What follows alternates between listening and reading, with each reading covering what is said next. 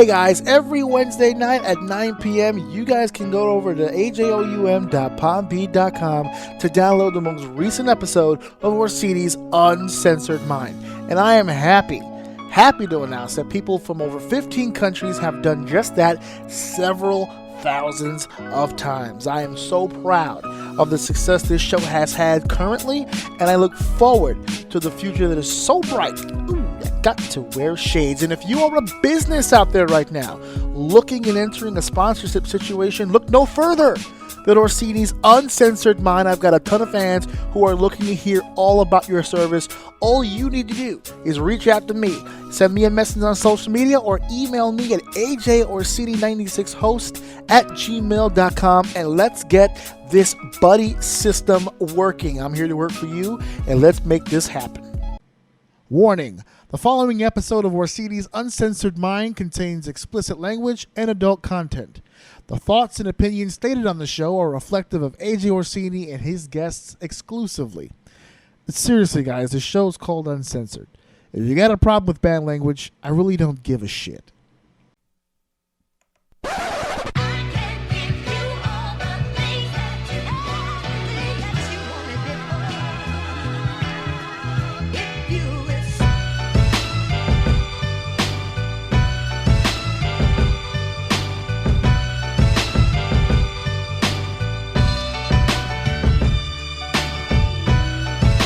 Welcome to Orsini's Uncensored Mind, and now your host, AJ Orsini. How the hell is everybody out there? This is your boy. This is your main man, AJ Orsini, and I am here once again to bequeath onto all of you episode 60. That is 60. We are counting. We are moving up in the ranks here. We are XPing ourselves into higher numbers every time, which is kind of how numbers work. Yes. So we are hitting it here with episode 60. And I've had a hell of a week. I cannot wait to divulge. I'm rubbing my hands. What's that sound? I am wringing my hands menacingly because I've got stories for all of you. I'd like to tell you some stories, some personal ones, and some stories that you might want to hear about some pro wrestling stuff. That's the kind of shit we're getting into here. Okay? So, episode 60, I want to start off real quick because I've been annoyed by something, and I figure if I'm going to be annoyed, you guys really should be annoyed with me. So I told myself I was going to do this, and I remembered last minute, so I'm going to do this. Let's be annoyed together. Salute. What a wonderful word to use. I've had an amazing week. Man, this Sunday really capped it off for me.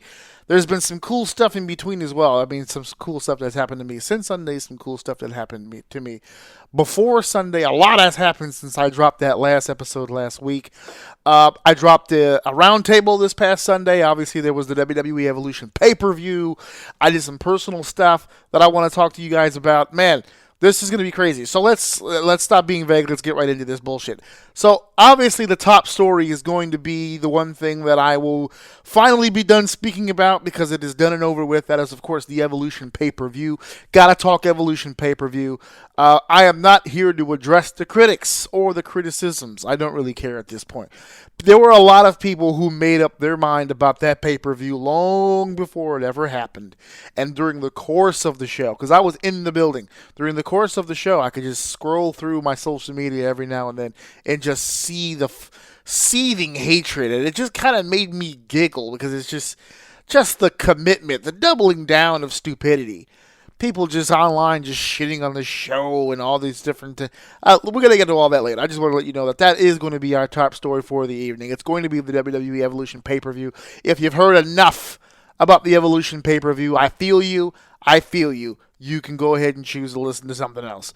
I have to discuss it because, quite frankly, I think it needs discussing at least one more time, and then we can put this to bed.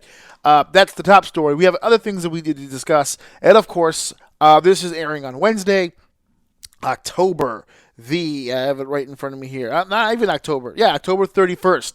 This will be the Halloween edition of Orsini's Uncensored Mind. This is going to be released on Halloween. I wish to God I had some Halloween stuff for you. I had some different plans previously. leading up to this episode, I figured, episode 60, it's all I think on Halloween. This is going to be dope. But like I said, I've had a lot of cool stuff happen to me this week, and I've actually been pretty busy. And I have a very embarrassing story to tell you, and it's a true story, and I have to tell it to you. Now, I have to put a disclaimer, I should say, on this story. It's a little gross. It's a little gross, a little squeamish, just a little bit. So I need you guys to follow me on this, okay? So, this is Saturday, right? So this is Saturday. I had a little rumblies in the tumblies. I did. I had a little something folks down south like to call the BGs, all right? I had them bubble guts pretty much all day Saturday. No idea why, but fighting through it. I got a babysitter. If you're a parent listening to this, you understand the sanctity of what I had. I had a gold on my hands. I can't waste this currency, right? So I got the BGs, right? I'm going to the bathroom every other, I say half hour, maybe 45 minutes. If my vascular control can keep it together and I don't shat myself, okay? So I'm going through all this stuff, and I know that I already made plans for me and my wife to go visit a friend who lives about 15, 20 minutes from my house. We had made these plans. We're going to go chill at his house. We're going to go hang out, okay? We're going to go hang out at this guy's house. So we're going to go, and he's got friends over. So it's like a little house, not party, but a little house get-together, right? And I'm BGing it up. Even after the dumps, like my ass is being really passive aggressive about this shit, right? No pun intended. So it's throwing out these little warning shots, and I'm not full-fledged butt clapping farts, but just enough like small protrusions. It's like little imaginary anal beads of farts just coming right out the butt, right? Like your butt cheeks do like this little snake rhythm, or it's just.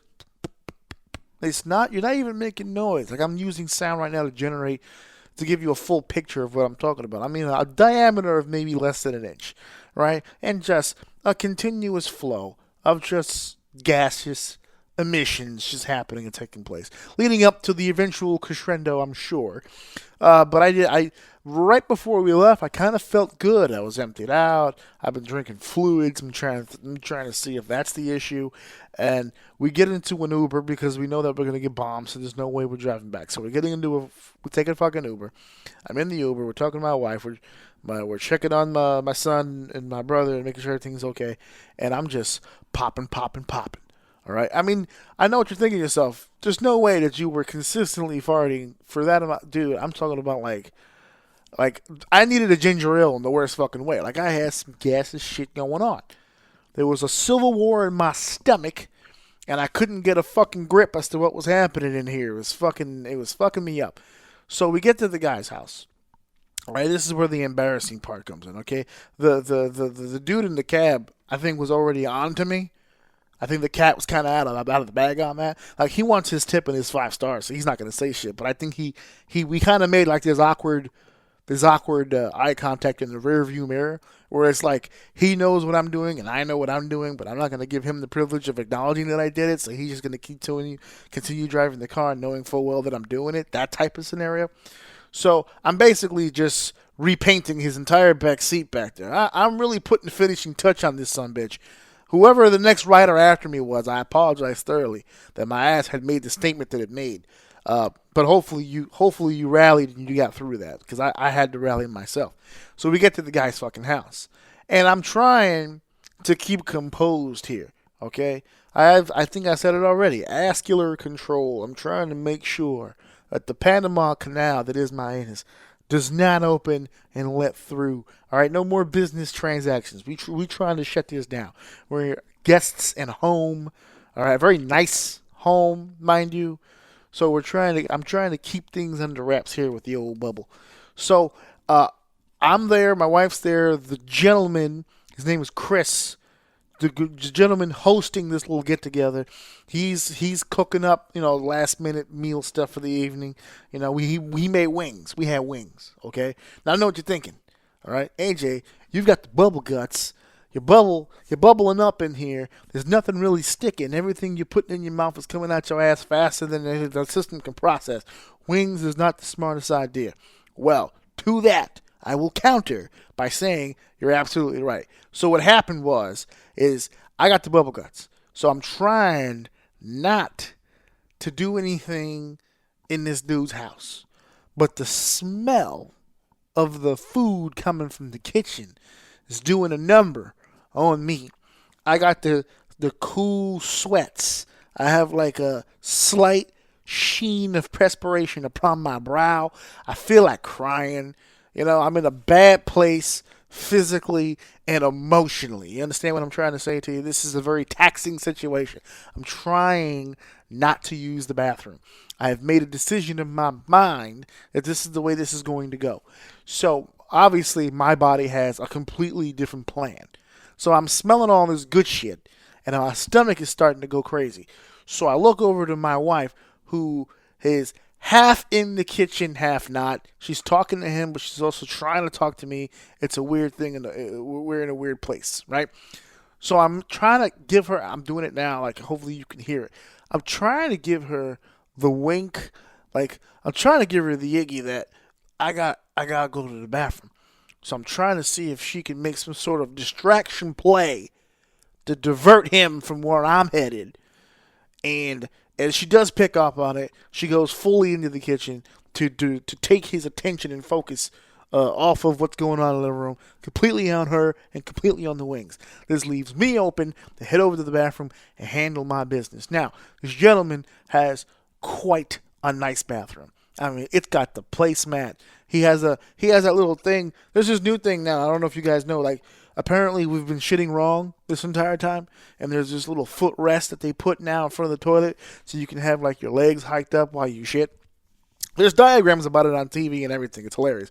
So, like, you put your sphincter at like a, I don't know, 45, possibly 38 degree. It's somewhere between 35 and 45 degree angle, right? So that you don't break the log. Like, it's a full-on tube that goes right into the bowl, and it's supposed to be a cleaner and more accurate discharge of the log into the bowl. I don't know. I can't break it down, but he's got one of those fucking feet rest things, which I don't use. I've been shitting the same way for 35s. I'm not changing my shit trajectory at 35. I'm just not. My angle stays the same. All right, this is the angle I've been shitting at for this long. Okay, I'm an expert wiper. I don't need to worry about all that backlash or whatever the fuck you're worried about. So I come in. I'm by the time I'm in the bathroom, I'm already made the decision mentally that we just gonna fuck this bathroom up. All right, we got to do what we got to do, because the way I figure it is, if I get it all out right now, then I won't have to worry about this later. So I go into the bathroom and I do the damn thing, right? Boom, thunderous, right? It's a slam, a jam, all right? I mean, this is a 3-flusher. There's no doubt about it. At least minimum, and none of them was courtesy. The courtesy, let me see, it was straight fire the first round. That took 2 flushes. That's how the big bang happened there. I did a courtesy 3rd flush, just to give you guys an idea of my system here. I always courtesy flush after a primary flush. That's the way that I use the restroom. I let my stuff come down. My initial flush, that gets rid of it, and then a courtesy flush for smell and whatnot, okay? This shit was so bad, it was a 3-flusher. I had needed 2 flushes to clear out the chamber, so to speak, and then I ended up doing a 4th flush for some residual. I had the baby, and now the afterbirth had to come out. There was some pebbles or whatnot. You clean all that stuff out, right? So it was at least minimum. It was about 4 flushes. There may have been the 5th. I can't recall. So I'm doing my damn thing, and I started noticing that in this bathroom, neither to the right of me, because the tub was to my left. It's bowl, tub, wall with towel rack, and then to the far, like in front of you, if you're sitting on the bowl, far left would be sink, and then straight ahead door. And there's no toilet paper dispenser area, if you will, for the bowl, or next to the bowl. So I start peeping. I'm looking around. I said, okay, look, this is a situation here, because I just, like I just said, a 4-flusher here. Now we've got a situation. So I start looking, and I realize that there's the reason why I don't see the toilet paper is because it kind of fell behind the towel and there isn't much of it. So I said, okay, let's see what we can get out of this bad boy. Now, as I explained about the 4-flusher, if I had to describe what kind of a wiping system this was, I would like to suggest, based on what took place, that the amount of wipes that it took to rectify this situation, let's say it was a total of about 16 to 17 wipes. Let's just say for the sake of math and figures, right? I don't know if it was that much. I may be highballing it. But let's just say, I'm trying to give you an example of where I'm at. So let's say about 16 to 17 wipes. Then the toilet paper roll that I had only allowed for about 5 to 6. So as you can see, I'm a little below the 50% mark. Okay, a little below satisfactory. All right, so what I'm saying here is I got a ass that's half wiped, and I need to finish this situation off. So I'm pretty panicky at this point. I start weighing my options. I always have the paper roll itself. Everyone knows that one, right? But that's only if you've got like a little bit left to go. That's a last resort. You don't get much traction out of that. Like I said, I'm below 50% here. There's a good amount still left to be disposed of here. So that's not really an option for me. So I'm looking around, and I got desperate. You start looking at hand towels and shit. Like really, like you really start weighing the options in your head. It's like, I'm gonna wipe my ass with this hand towel, right? And then I'm just gonna throw the hand towel out the window. Like, just make it seem like he lost the hand towel along the way. Like it wasn't just there before I got there. Like, wipe your ass with it and then just get rid of the fucking, like, just burn it. Just get rid of it. It never existed. And they come in the living room. Hey, you guys see my hand towel? No, I don't know what you're talking about. I haven't seen your hand towel like ever. What's a hand towel? What is that? So I started getting desperate. Now, for the record, I did not use the hand towel. I did not need to, because what ended up happening was I noticed underneath the sink was a half-used baby wipes baggie. So baby wipes it is, and that's what we did. We did baby wipes, cleaned it up. Now I know some of you out there are new to this shit now, where apparently like baby wipes is like this big lifesaver thing. A lot of people are saying now that it's probably the best way to go. I gotta tell you, it's my first time wiping my ass with baby wipes since maybe I was a kid, and I gotta say, delightful experience. I felt good. I'm not a very good public shitter for that exact reason, because I have this weird thing about me. I take a bath after I take a shit, like every time. Anybody who knows me knows this. Even if I visit a house, I take a shower if I have to take a shit. I don't like taking shits outside of my house, and when I take shits inside my house, I'm a little bit more comfortable because it's my shower, so I can take a shower. I like showering after a shit. I need to feel completely clean when I leave a bathroom. I don't want no residual shit. I don't want no shit trail, like an aroma thing following me. None of that. I don't want any of that happening. So the wipes was actually a very different dynamic. I'd never used the baby wipes before. So it was very interesting. Very, very, very interesting. So that's my embarrassing story. Oh, no, wait. Oh, I was just going to cut it off, but you know what? I forgot the last piece. No pun intended. I got the baby wipe situation, right? The baby wipes came in, cleaned the job up, everything's fine. The problem is I forgot that I was using baby wipes. So what had happened was, I don't know if any of you out there know about density, but baby wipes are a little bit different texture-wise than toilet paper. So I dumped a bunch of these baby wipes into the toilet, and I think you know where this is headed. Yeah, I clogged the toilet up. Clearly. So I start looking around the bathroom. I almost forgot to tell this part. So I go back to looking around the bathroom. First I was looking at toilet paper. Now I'm looking for a plunger. None to be had. None to be had. There's no plunger here. So start thinking my options here. I could stick my hand into the fucking bowl and see if I can release some stuff. But that's pretty gross. No one wants to be elbow deep in a toilet that was literally just filled with shit T-minus 2 minutes ago. So start weighing my options. Eventually I realized I really have no options. I have to go out here and I've got to face this music. So I open the door and I come out, and I noticed right in front of the door was a plunger stick. So I said, shit. He must have recently broke his plunger. I'm going to have to go in here and bite this goddamn bullet. So I come out, and sure enough, I ask the question, hey, do you by any chance have a plunger? And sure enough, the answer is, unfortunately, my plunger just broke. And I am defeated. I am dead. It sucks. And I said, okay, well, see, what had happened was, and I didn't even get a chance to finish, thankfully, when my wife says, you stuffed it up. And I said, yeah, I stuffed it up. So I'm thinking to myself, this is embarrassing. So my wife literally gives me she just pulled like $5 out of her pocket. And she's like, well, he needs a new plunger anyway, so why don't we just get him a plunger? It's no big deal. We live in New York, so the deli downstairs has plungers. So I'm like, all right, I'll go get the plunger. And here comes Chris, the guy hosting the. He goes, oh, no, wait, you don't have to do that. I'll get my own plunger. Just wait a second, though. I'm going to borrow the neighbor's. Oh, my God. I cannot begin to tell you how much my skin crawled when he said that. You're going to borrow. You know a plunger is for shit, right? That's almost its sole purpose. Without shit, there is no plunger. Without plunger, there is no shit. It is the circle of bathroom life. You don't borrow someone else's plunger. Oh, my God. So he went and got the plunger, and I was like, he came into and I think he wanted to give it to me.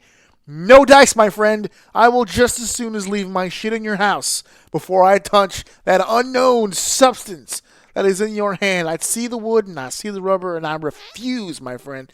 I will leave. I will leave. I will not do it. I will leave my shit and my shitty baby wipes right there for you to deal with. Okay? And he did not give it to me. I thought he was trying to. And maybe he was subconsciously, but when I didn't grab that nasty-ass stick, he went and did what he had to do, and then he did what he had to do, right? And then he comes out with it, and he's talking, and the way that he talks with his hands. So he's moving the stick around with it. He's trying to emphasize, but he's got a fucking neighborly plunger. No, dude, no, put that fucking thing away. So he went and brought it back, and that was the end of it. All right, so that's Jesus fucking Christ. That was the fucking story, the embarrassing story for me from this past weekend.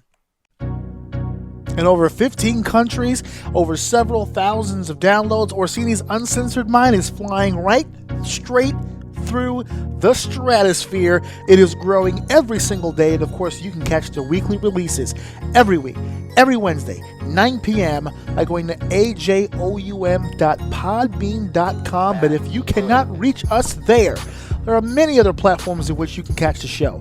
You can check us out on iTunes, Spotify, iHeartRadio, Stitcher Radio, TuneIn Radio, Listen Notes, Castbox.fm. If you have any of those services, you can catch Orsini's Uncensored Mind.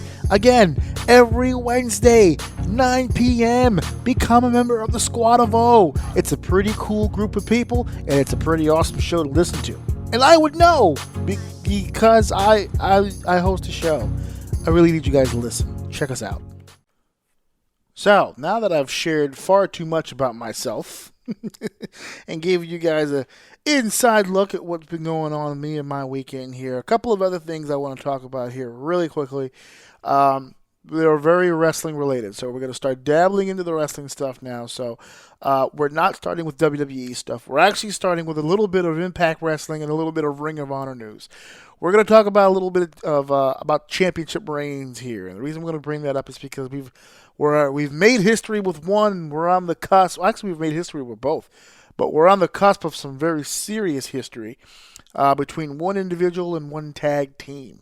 I'm going to start with the tag team because it's a tag team that is very near and dear to my heart, and that's the LAX. My two homeboys, Santana and Ortiz, are the current Impact Wrestling Tag Team Champions of the world, and they are currently the longest reigning Impact Tag Team Champions of all time. It's an amazing feat. Thank God they got an opportunity to prove what these guys can do because, man, they are amazing. They've always been amazing, for those of you wondering. Pretty much out of school, these guys were amazing.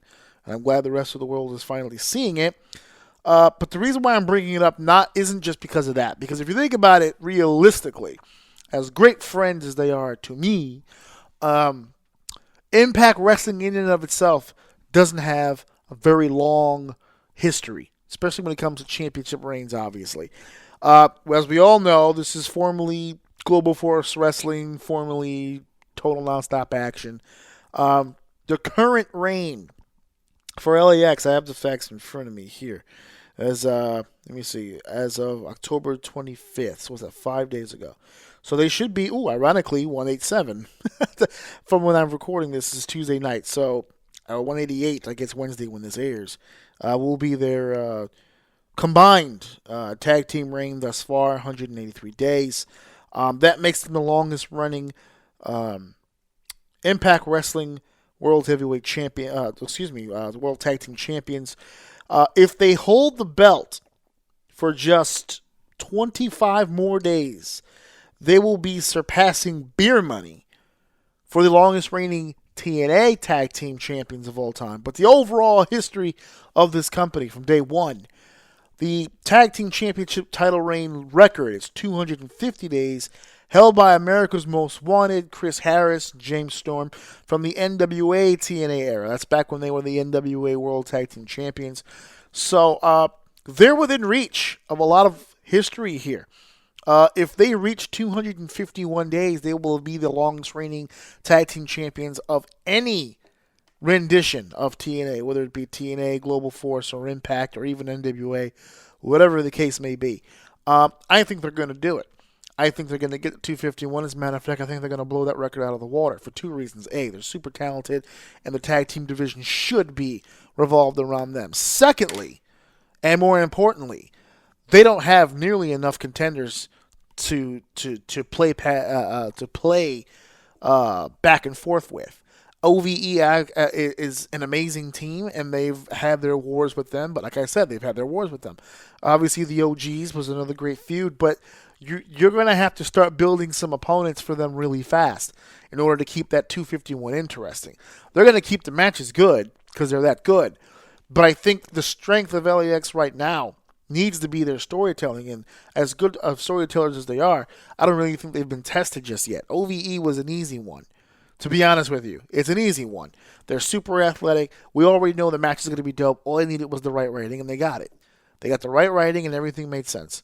The OGs, I think, to be honest with you, OGs was probably a little harder than OVE because the original LAX versus the current LAX, that's a storyline that's been done in wrestling before. So for them to put their own little spin on it, turn it into this little gangster novella thing that they were doing, it was a different spin. It was pretty dope. They've managed to keep it interesting. It hasn't been a very boring 187. So that's really good. If they can get 251, that makes them the longest reigning ever. And if they can do that, that gives them an opportunity to push the envelope a little bit. So I wish the guys the best of luck. And I know I'm going to have them on the show soon. And the reason why I keep saying that is because Santana keeps telling me that.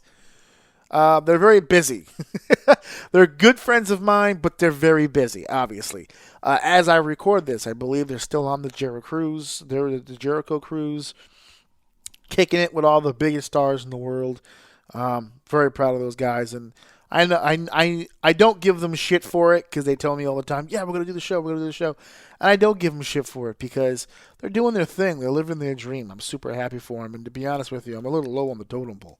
You know, they just did Busted Open Radio with Bully Ray, and they're doing the Jericho cruise. They're traveling from Mexico to Germany to all over Europe. I mean, they're doing their damn things, man. I'm so proud of those guys. And I think 251 not only is within reach, but I think it's the only smart thing to do. I don't know any other tag teams really in that company right now that would be a smarter choice than LAX. I really don't.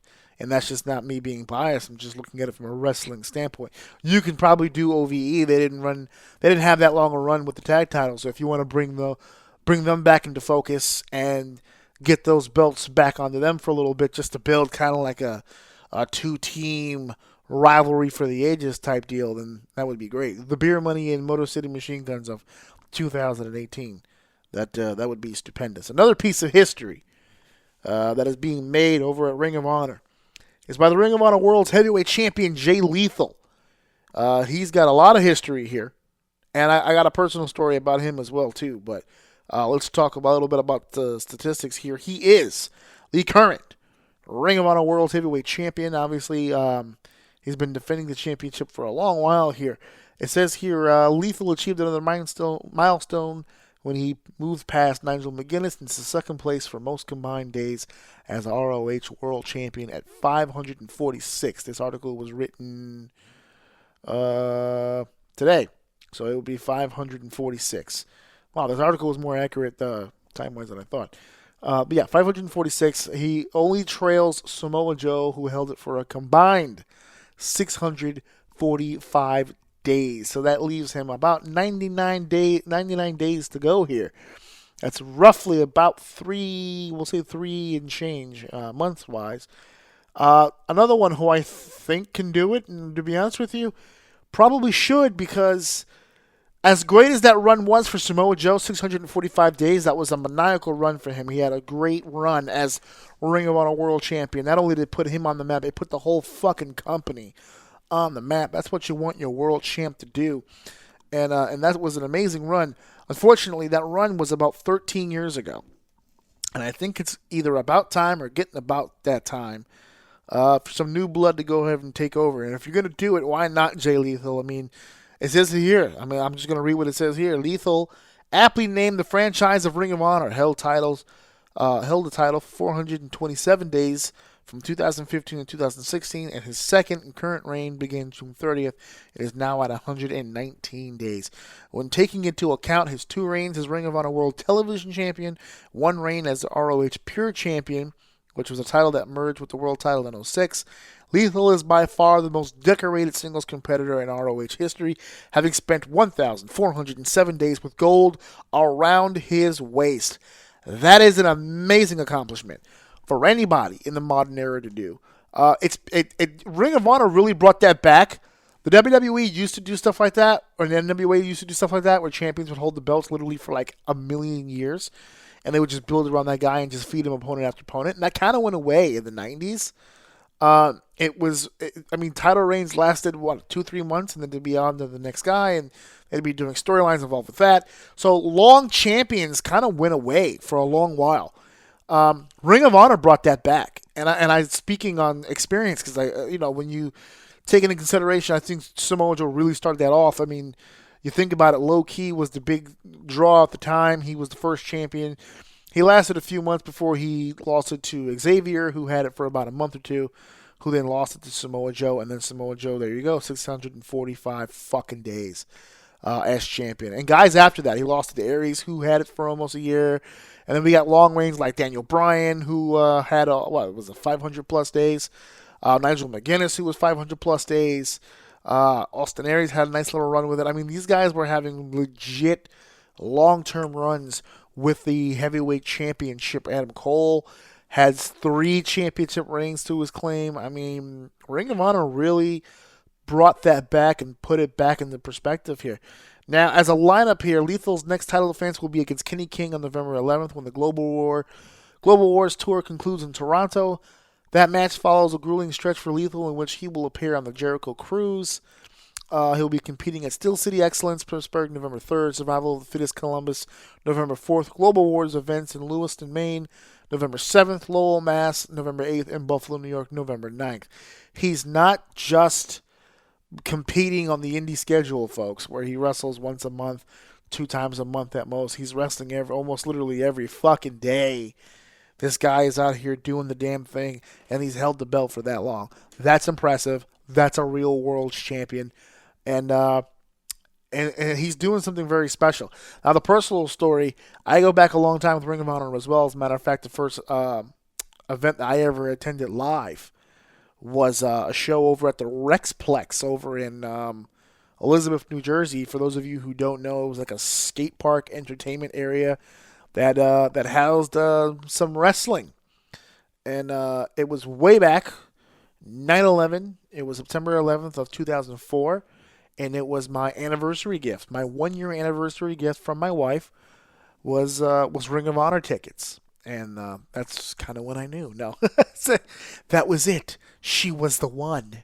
But the reason I say personal story is because the dark match for that show was Jay Lethal and Matt Striker. Not the Matt Striker from former WWE Superstar Matt Striker. It was another. At the time, there were 2 Matt Strikers. This was a different Matt Striker. And the reason why that was so crazy is because Jay Lethal at that point had separated from a group that he was in with a bunch of kids. I forgot the name of the fucking group. It was like Dixie and Pixie and Oh man, I'm drawing a blank. I can't remember the name of the fucking group, but he was a part of some group and he had just split. And during intermission, like I said, it's a skate park, right? So we're eating, they have arcades there and shit. And I guess, even though they're doing a storyline when he broke up with the group, he's still kind of friends with them. So I was very heavy into DDR at that time, Dance Dance Revolution. So I'm on the Dance Dance Revolution machine. And my flip phone on the clip is bouncing around over here, fucking me up. So I take the fucking clip off and put it on top of the machine so I can finish my sweet dance moves. And I forget the fucking cell phone on the machine. So I leave, we go eat, we get back to the seat or whatever when I realize I don't have my fucking cell phone. So, of course, we scramble, which I was pissed off about because I want to get my phone, but next up is Bryan Danielson versus Alex Shelley, and I really wanted to fucking see that. So I'm making a beeline for the machine, and who's on the fucking machine but Jay Lethal and his fucking friends over here? And I go over and ask them, hey, by any chance, did you guys happen to see it was a Verizon flip phone? And I asked them if they'd seen the phone, and of course they're playing it like they don't know nothing, and it was just very frustrating. It was a very bad exchange at that time because I was just like, I need my fucking phone, and I guess maybe I came at them wrong or whatever because I was met with some sarcasm there. And it did not work out very well. So my first impression of him was not very good. And you know what? Special K, son of a bitch. Holy fuck. Like a fucking lightning bolt, dude. Special K. Now I remember. Yes, it was Special K. So, sorry, I yelled that. My bad.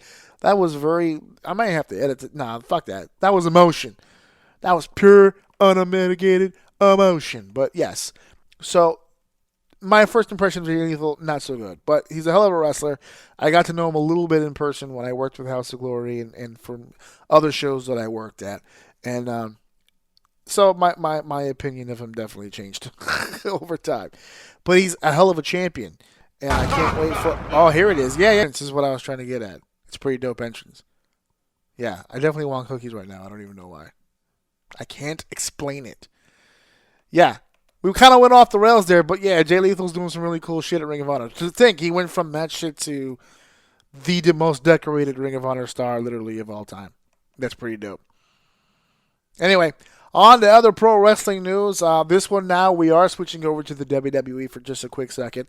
And this next topic I'm going to talk about, super duper fast. And the reason why I'm going to talk about it super duper fast is because I have said so much about this topic already as it is.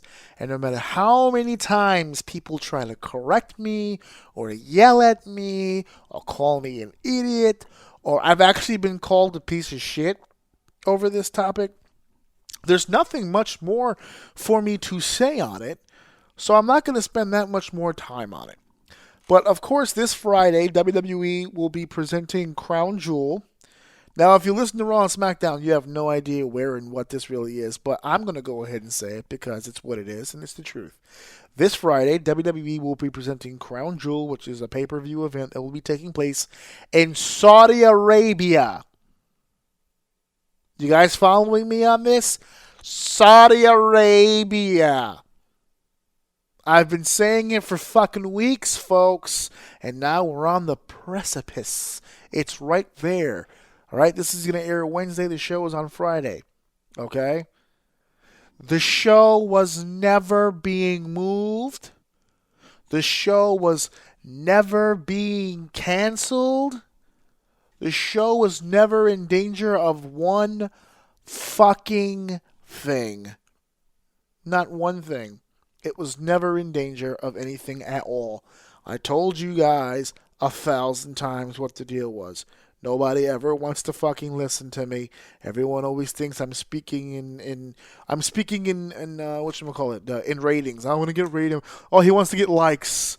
So he's saying these outlandish things. No, I'm not saying outlandish shit to you. I'm telling you facts. This show was never going anywhere. So this Friday, the pay-per-view is going to be taking place as predicted. And now we have new information that's been coming out. It's the only reason why I'm bringing it up. But two of the biggest stars who were asked to participate on this show have backed off of it. John Cena is no longer on this show, and neither is Daniel Bryan. Both were appropriately written off, storyline-wise, on their respective shows, Raw and SmackDown, and given way to substitutions. And that is fine. That is the one reason why I'm bringing this back up, because I don't want to give anybody the impression that I was saying all this stuff about how it's not being canceled, it is not going away. I don't want people to get the impression like I'm okay with that. I'm not okay with that. It's a shitty situation to be in. These fuckers are over here killing people for real. This is a real thing. We're not making this shit up. They're fucking killing people. But the problem is this isn't new. They've been killing people. They didn't just up and decide to just murder a dude like this on a fucking Wednesday, just randomly at 2 o'clock, and you know what? Fucking kill this guy. They've been doing it for forever. Our government has been complicit in this shit for forever. Okay? It didn't bother John Cena when they were at the Greatest Royal Rumble. It didn't bother Daniel Bryan when he was going 70 minutes in the Greatest Royal Rumble. He feels like it's not a good thing to do to go to Saudi Arabia and participate on a show that he's booked very heavily in because of the situation that took place. But he didn't have a problem with that shit when he went the first time to make history. He doesn't want to go. So does that mean he's done talking about his historic 70 minutes? Because you can't mention 70 minutes without talking about Saudi Arabia. So does that mean that goes away? It's over? We're not mentioning this shit anymore? It's a done deal? Are we being selective again? Because that's what this outrage is. This outrage is selective. I really, truly don't believe in my heart that close to 75 to 80% of you really give a shit about the gentleman who was murdered in Saudi Arabia. I don't. I don't believe that. People will say, well, on a human level, humanity-wise, how do you not feel? Fuck that. You're lying.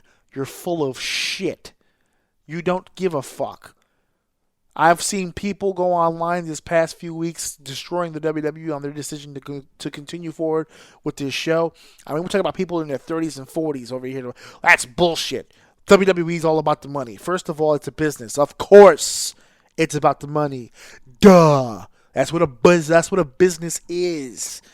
Okay, but I've never seen anybody give anybody shit for working for Saudi Arabia, and that's all they've ever done, is handle business their way. You think the WWE is the first company? You think the WWE is the only company right now, currently, working hand in hand with the Saudi Arabian government? I posted a link earlier today. Oh, excuse me. I'm recording this on Tuesday, so it was earlier today, but by this recording, it was the previous day. Go to my Facebook page. You will see it. It is a listing. I have it right in front of me. A listing of American companies based here, who function here, who are openly contracted and working with the government in Saudi Arabia, same as the WWE. Maybe not in an entertainment format, but finances, arms deals. I mean, for God's sakes, Coca-Cola works with them. The Pfizer company works with them. Chase Bank works with them. Verifone works with them. Texaco, this is gas stations now. All right, Sunoco, Eastcom. I got a whole listing here. I'm not going to go through this whole list. Exxon. Fucking Enron Corp. Worked with them. It's a listing of past and current people, companies who are here in the U.S. that work with them. Rand Financial Services. Phillips Petroleum Company. Samsonite. Motorola. Any of these sounding familiar to you? Lucent Technologies. Cigna Corporation. Citicorp. Any of these? The Carlyle Group, Bank of America, which is where my bank is from, AT&T, any of these fucking Pepsi Cola, Coca-Cola, any of these, the Kellogg Company. Kellogg, your cereal. Your fucking cereal. They got your cereal, bitches. It's fucking selective. It's selective. You're being selective. You're picking and choosing what pisses you off. That's why when you get pissed off, no one fucking cares. People are online right now blowing John Cena and Daniel Bryan. Good for you guys. Standing up for your morals. I respect it too. I think if that's how they felt and they didn't want to go, then they don't have to go. John has made it very clear he's not going to Saudi Arabia because of the fucking reporter. He thinks all the backlash is going to hurt his brain. The guy's trying to be a movie star. Again, him. It's got nothing to do with the fucking reporter. Now, Daniel Bryan's a different breed altogether. I truly do believe that he's not going because he doesn't feel it's right to go. I truly do believe that. The problem is he's probably not the only one. But everybody else is going to work. He decided he didn't want to go to work, and that's fine. Listen, that's fine. All right? They fixed it here. I'm recording this Tuesday night. We just did SmackDown, right? We did SmackDown. So we all know how this goes down. They did a championship match on SmackDown. AJ gets beat up by Samoa Joe. We're continuing with this feud over the Crown Jewel. Okay? For all you, well, Cena and Daniel Bryan aren't going, so that'll show them. Didn't show them shit. They were replaced like that. Cena was replaced with a fucking word. And they shit on him, by the way. They took a shot at him, too. It wasn't just replacing him like Daniel Bryan. Cena got fucking shit on. Yeah, Bobby, we're going to put you in the World Cup in Crown Jewel. Oh, I thought the World Cup was already filled up. Yeah, but we're going to replace the guy who didn't qualify to be in Crown Jewel. We're just going to have you take his place. I'm telling you. I am fucking telling you. This was a foregone fucking conclusion. It's business. It's business. So I'm not even going to talk about that card. I already ran that down last week. That was it. That was my only point for Crown Jewel. It was a ha moment for me because no one listen to what I'm telling you, and you will be able to live and do everything a whole lot better. I can improve your fucking life if you just fucking listen to me. I can make everything in your life better if you just listen to me. I'm telling you, this shit's going to happen. This shit's going to happen. Okay? You got to follow along with me here. All right? I'm being reasonable. I'm not trying to fuck with you on purpose. All right? I'm just not. And now back to Action News 5. Our top story tonight. Ladies and gentlemen, can I please have your attention? I've just been handed an urgent and horrifying news story. Urgent and horrifying news story. We're going to end this show off right now with our top segment of the evening. The top segment, of course, is WWE Evolution. I already spoke earlier just a little bit about it, and I wanted to get a little bit more in depth about this pay-per-view. I wanted to tackle a few more points. Now, we did a roundtable, episode 59. We did a roundtable. It was myself, Ariella Nix, Kara Scarfo, and of course Mrs. O. We sat down. It was supposed to be a genuine all-women's roundtable. I was not supposed to be on that show. I was going to be directing and hosting, but you weren't supposed to hear my voice. There was a fourth female. Actually, two people were supposed to be fourth. And I got canceled on both times, so last minute I stepped in and engaged in conversation. But nonetheless, the conversation was exactly what I was hoping it was. Inside look at what it's like to be a woman in the wrestling business. They discuss their starts, their experiences, what they go through, what they see, how they feel the evolution has taken place, who started it, all that good stuff. Episode 59 that just went placed this Sunday. But I placed it a little late. I normally place roundtables around noon of the pay-per-views. I put it on at 2 because there was a lot of running around because I was headed to the building. Now, I haven't been to a WWE show in a long time. Long time. I mean, what are we, 2018? It's been a minute. It was SummerSlam. The first SummerSlam. So, 2014. 2014. Since a wrestling show. Since a WWE wrestling show, I should say. So, I had a pit in my stomach. Now, maybe it was because I had, in hindsight now, I had bubble guts on Saturday. So, Sunday, maybe that was some residual. But I had this pit. I had this feeling in my gut of nervousness and excitement. And the way that I explained it to my wife is I compared it to how I felt when I was getting ready to go to a show I was working. this combination of nerves and excitement and just what's going to happen, this exciting mystery feeling. We were headed into uncharted territory. There's never been a WWE pay-per-view revolved simply around just the women. It's never been done before. The judge is out as to whether or not it will ever happen again. But I went to this show with a lot of anxiety, and the reason why I think that was, because we were talking about it like at the show, I think the reason why that was is because I've never really attended a show where the hope was that this show was going to be terrible. That was what the hope was. There were a lot of people out there who simply wanted to see it fail simply because it's the girls. They just didn't want, God forbid, they just didn't want the girls to do a fucking thing. Please. Please don't do anything. Please make this shitty so I can jump all over it and we can start the groundswell of support online that we always do when it comes to ganging up on people. Please give me the opportunity to gang up on you is what it was. So I never really root, so to speak, for a show to be successful. Either it is or it isn't. I don't really root for the success of any particular show. But this one I rooted very hard for.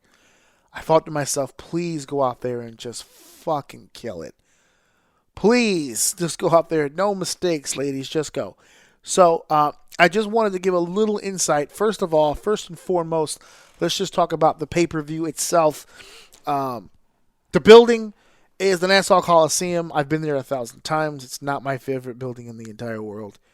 But it was perfect for this show in the sense of it was big enough to look like a big deal, but small enough to really be manageable, and lighting and all that stuff. I'm a big fan, a big proponent of the darkened arena with the spotlight. Love it. It's my favorite way to light up a building for a wrestling show. The focus should always be in the ring. WWE is like the one company that doesn't do that. They like the whole fucker up all the time. So when they go back to the old school way, even for a show special like this, it comes across as dumb and low budget. And the reason why it comes across that way is because the people who criticize it in that way don't know any better. They've never seen their wrestling shows look like that. They're familiar with just WWE, and WWE always lights shit up. Indie shows darken it. Ring of Honor has darkened it. Even NXT to a degree. When they do their live events, they darken it. This isn't new for anybody, or it's not new for wrestling fans either. But it was new, I guess, for WWE pay-per-views. So when they did that, all you can see online, well, it looks like a fucking house show. No, assholes. It's the same fucking building that had Raw in it like a year ago. It's just not lit up. And the reason why it wasn't lit up, and I'm gonna be honest about it, it wasn't full.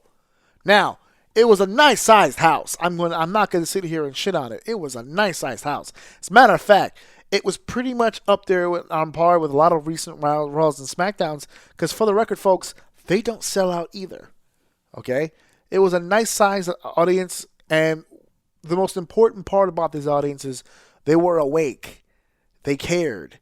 They really gave a shit about this pay-per-view. I have to give kudos to the audience that came to Evolution. It was a great audience.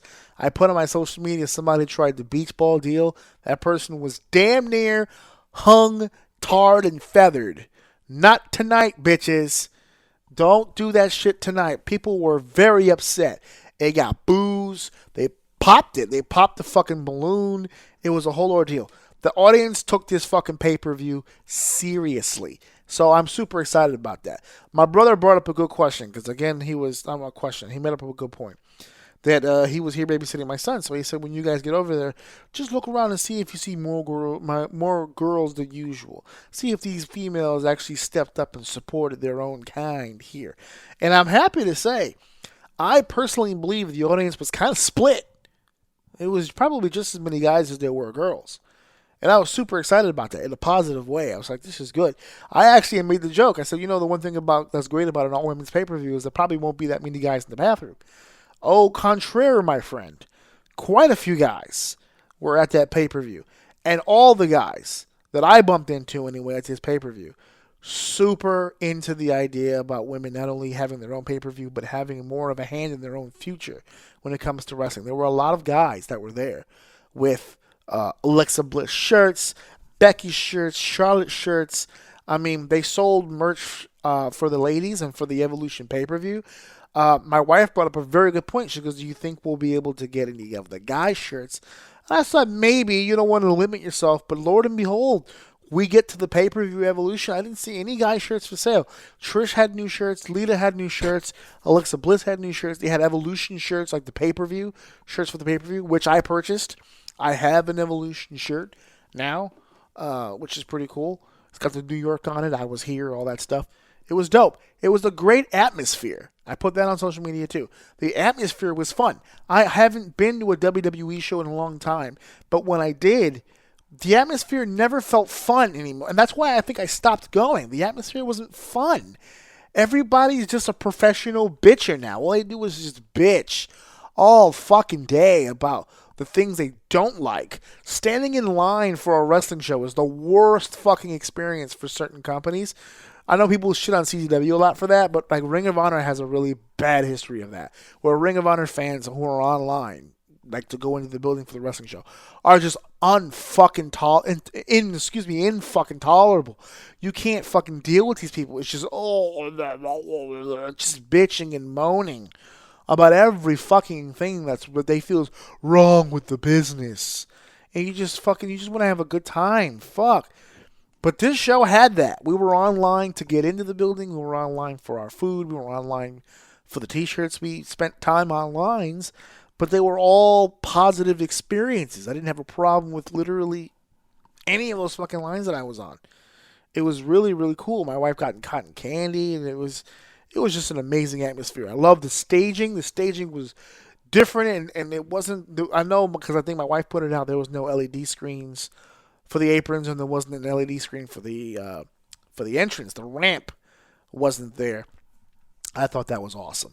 I love the fact that it wasn't that technical. I love the fact that it was a bare bones looking skeleton crew. I love that fact about it. It made it seem more intimate. It made it seem more customized for us. You know, it made me feel like it was part of that show. Like, this is just going to be for us. You know, people say it looked like a house show. You know what? I like the fact that it felt like that a little bit, like it was just for us, you know? It was very intimate like that. I got a kick out of it. You know, your dark match, Rhea Ripley for the NXT UK Championship, NXT UK Women's Championship, and we spoke about this in the roundtable at the time. We didn't know who the opponent was going to be. I didn't even know until we walked into the building and the music played that it was going to be Dakota Kai. Dakota Kai is an amazing athlete and a great wrestler. And so is Rhea. Rhea has become that as well. So they gave us a really good opening. It was something that I could really get behind. And my wife had never hadn't seen Dakota Kai since the first Mae Young Classic. Actually, both of these women were in the first Mae Young Classic. So it was good to see them out there. Much improved, much better from when we last seen them. And they had a great match. And it was a good opener to the show, and to get people hyped and hopped up. That opening package played, and I got to tell you, man, there wasn't a dry eye in the house. Dope package. And then the live performance, I mean, they really made it. To me, it really felt like a big deal. I don't understand where people was coming from with this garbage. But the live performance was the first moment where I realized. I started looking around. I looked at the audience, the staging, the promo packages, and I saw a live performance, and I went, ooh, this feels like a takeover. Sure enough, I wasn't the only one that felt that. It's all over the internet. It felt like a takeover. CBS News reported on the WWE Evolution pay-per-view, and their writers said the same thing. It felt like a Triple H show. It had his fingerprints all over it. The lighting, the way the matches were introed, the different storylines interwoven into each match. It felt like a takeover. And when you have a situation like that, it confuses people, okay? It confuses the haters. That's the one that it really confuses, because you took something they really, really badly wanted to hate, but you did it in the way that they like. It's like, fuck Evolution. I don't want anything to do with that piece of shit show. It's nothing but women. I don't want, who wants to watch a fucking 3-hour show of that? It's garbage. I want nothing to do with it. And then you see it and you're like, fuck! It has all the things that I like about TakeOver. I can't shit on it. Well, there's those who still found a way. And to be honest with you, even throughout the course of the show, and I'm not going to go match for match. You guys pretty much have the results down for everything that took place. I'll just throw notes out really quickly. The opening matchup for the show, Trish Stratus and Lita defeating Mickie James and Alicia Fox, who was replacing the injured Alexa Bliss. They went with the whole Alice in Wonderland deal with their attire. Alexa being Alice, Alicia being the Mad Hatter, and Mickie James being the Queen of Hearts. And, of course, Trish Stratus and Lita, Team Bestie, as they were referring to themselves. This was the weakest match of the pay-per-view, but still good. It was good for what it was. It was good for what it was supposed to be. Anything with Alicia Fox. That match took a hit when Alexa got hurt. I posted it on social media. She took a shot to the to the face and received a concussion, possibly a broken nose, just from like the show before. I think it was in Hartford, Connecticut. So they did a quick replacement there, Alicia Fox. She's a part of the group, and it was a seamless transition. It makes sense. I get it. But not a transfer that is equal in any way. Alicia Fox has been in this company, 13 years? And she's athletic, and she's crazy, and she has a gimmick and all that stuff. That's great, but not the best wrestler in the world. Blew the final spot there, which left the referee hanging, and almost took too much steam out of that matchup. Luckily, they recovered with some dope spots towards the end that got the crowd up, and that was key. The crowd was up this entire time. The 20-women Battle Royal was up next.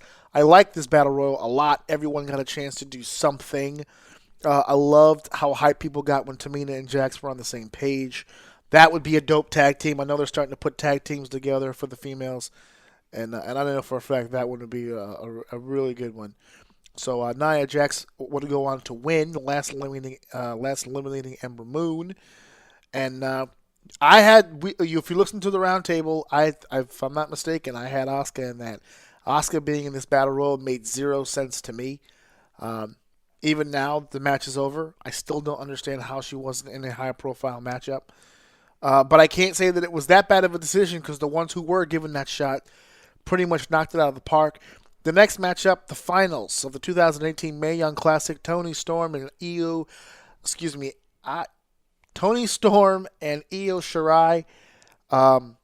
This one was new to a lot of people. It opened a lot of eyes. And my brother in particular, who was watching at home while he was watching my son, Toni Storm is a rock star. Io Shirai, obviously very, very good. But Toni Storm, and you know what? It's funny because she doesn't do a whole lot to give you this impression. Like, she's not basic, but at the same time, like, she just has this look. She has this fire, this swagger about her that is just fucking intoxicating. I am a huge Toni Storm fan. Was from the first Mae Young Classic. Got my first look at her there, and been kind of following her ever since. Progress, Stardom, all that stuff. And then coming into the second Mae Young Classic, I'm like, she's a favorite. And sure enough, she's a winner. I'm not surprised that they didn't go with Io, being as though Kairi Sane won last year. And I don't know. I don't think you want 2 Japanese in a row. But at the same time, how many white people in a row have won things? Who knows? I don't know if that factored in. But both of them were signed anyway. Toni was a huge... this is a huge win for Toni here. Who knows where it goes? I know they get a title match at some point in time. She may cash that in for the NXT UK title. But from what I understand, she is eligible to compete for both the NXT Women and the NXT UK Women's Championship. So, dope match. 6-woman tag. Sasha Banks, Bayley, and Natalya defeated the Riot Squad. Ruby Riott, Liv Morgan, and Sarah Logan. Wonderful match. Great ending. It was dope. There's not really much you can say about it. These chicks had a real chip on their shoulder because I don't know, for a split second, you kind of got that feeling like these guys were going to be in the Battle Royal, and then they got separated, so that's good. If you're going to put Asuka in the Battle Royal, that's one thing. You don't need Sasha Banks and Bayley and Natalya and Ruby Riott and Liv Morgan and Sarah Logan in a fucking battle royal. You just don't need that. The next 3 matches, I'm just going to squash them up real quick. The next 3 matches here, I was very stunned that they went championship, championship, championship. They rarely ever do that, if ever, in the modern era. And that's usually to protect your championships. You don't want certain matches to look identical to others, take the steam out of it, yada, yada, yada. But we had 3 different championship matches that looked 3 different completely different ways. And the next matchup up was the NXT Women's Championship. Shayna Baszler defeating Kairi Sane, champion, by submission. Obviously, she had some help from her 4 horsewomen who are now, apparently, they're part of NXT in some form or fashion. They walked off with Shayna. I guess we'll see the next NXT show how that relationship shapes out. But we're inching closer and closer toward this 4 horsewomen thing, and I gotta say, I'm pretty psyched about this. A lot of heat here from the audience about Shayna Baszler winning over Kairi Sane, and I think the fact that you're upset is all the reason why they did it. They had 3 championships. One of them had to change hands. Becky and Ronda, now we know, are on a collision course for Survivor Series. Apparently that was always the plan, so the logical choice here. There had to be one on this show. I think Kara said it on the roundtable. If you really want this pay-per-view to mean anything, you got to have one, and that's the one. Shayna Baszler defeating Kairi Sane. We had the last women's standing match between Becky Lynch defending her SmackDown Women's Championship against Charlotte Flair. Can we speak enough about how great this fucking match is? Because I don't think we can. I don't think we can talk enough about how great this Becky Lynch match was with Charlotte Flair. They went at it. They went all out. 28 minutes, by far the longest match given the most time. Many people make the argument that it should have been the main event. I do concur on the premise that you want to put your best match last. There's no way Ronda Rousey and Nikki Bella were going to be able to follow this match, and they didn't. This was the best match of the card by far. And as a matter of fact, there are people talking, and I would support that argument, that by this time of the year, Becky Lynch and Charlotte might be in conversation for match of the year, regardless of gender. I don't know if it wins, but it's definitely in the conversation. That was a ridiculously awesome matchup. But then that leads us to our main event, the one that caught the most heat here. Ronda Rousey defending the Raw Women's Championship against Nikki Bella. She wins via the arm bar. And for anybody, and myself included, because I've got to be honest with you, I was pissed off the Bellas were in this situation. Pissed off that the Bellas were in a position to be main events here for Evolution. It pissed me off. But my mind quickly changed, because every single time the Bellas hit that screen, whether it be promo packages or putting over the Evolution deal or whatever the case may be, any single time the Bellas spoke, that building exploded in heat. They did a promo in gear discussing the possible title match. That got heat. When they came out, the heat was crazy. She gets more heat than a lot of guys do. Immediately, I went to myself, okay, this is why it's the main event. Ronda came out, big response. It felt like a main event. It felt like it. I get it. Becky and Charlotte was the better match. They were. And I didn't want to see Nikki. I actually made the prediction, not on the show, but on the drive up. Said if you really want to open the show with something crazy that's going to be left field, I would probably open with Ronda and Nikki and leave Becky and Charlotte for last, just for that shock factor. Now, they didn't do that. They actually put them on the semi, but nonetheless, it wasn't the semi. Becky and Charlotte were the semi. They put that match last.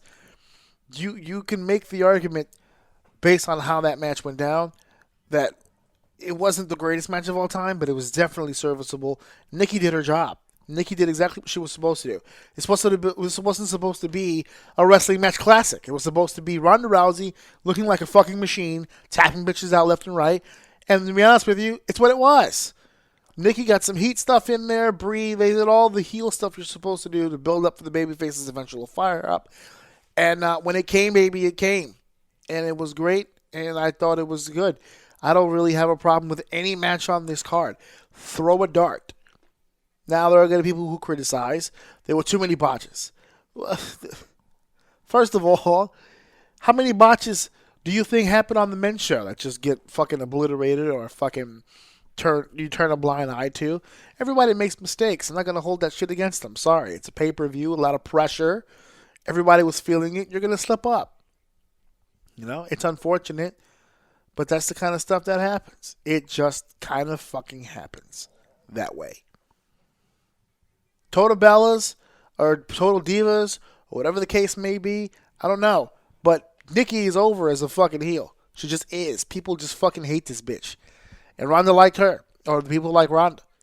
So while we can all sit here and bitch and complain that it wasn't the main event, at least the main event they did choose was a pretty damn good main event. It was all right. It wasn't the main event of the show. Technically speaking, Charlotte and Becky still should have been last. But it was serviceable for what it was. And they got the people who wanted to watch the pay-per-view because of the Bellas. It got them to watch literally everything else and expose them to something different. So, I mean, you guys can sit here and bash it all you want. I'm not going to sit here and combat that. I'm not. Everyone's entitled to their opinion. They are. I'm not going to sit here and call you stupid or dumb just because you didn't like the fucking show. But the problem that I have is a lot of you people had that opinion and had that thought process long before it ever happened. You guys made your mind up a long time ago that this pay-per-view was going to be shit. And the fact is, it wasn't. I was there. I had a fucking blast watching it. No kids. No, I mean, my wife was there, but no vested interest. Just show me the wrestling. And they deserved everything they got for it. It was a damn good show. Not a good show. A damn good show. I loved everything about that show. The production did a shittier job than the women did because they were fucking up the audio left and right. They were fucking up videos.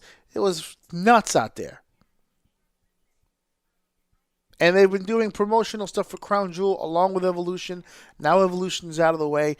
That's like the main criticism I'll give it. They didn't promote the show. They didn't.